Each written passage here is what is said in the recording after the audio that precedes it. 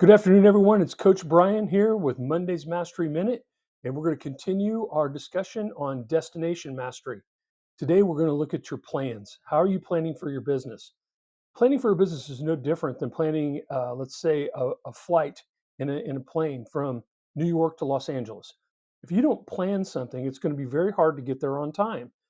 If you tried to take off from New York without a plan and get to Los Angeles, you'd run into several things. You'd run into headwinds, tailwinds, you'd run into bad weather. There's mountains you have to deal with. There's other traffic you've got to deal with. And you may also want to know just how much gas it's going to take to get you there.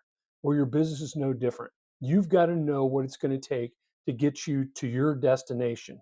Your destination is part of your vision. That's what's going to help you build your company into what you want it to be. The problem is most people don't write these plans down. Remember, if the plan's not written, it's not real.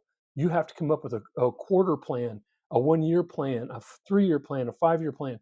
Whatever it is that you want to accomplish, you're going to have to write down.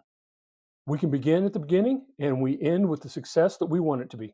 So it's been great talking to you today. If you like what I have to say here, subscribe to my YouTube channel.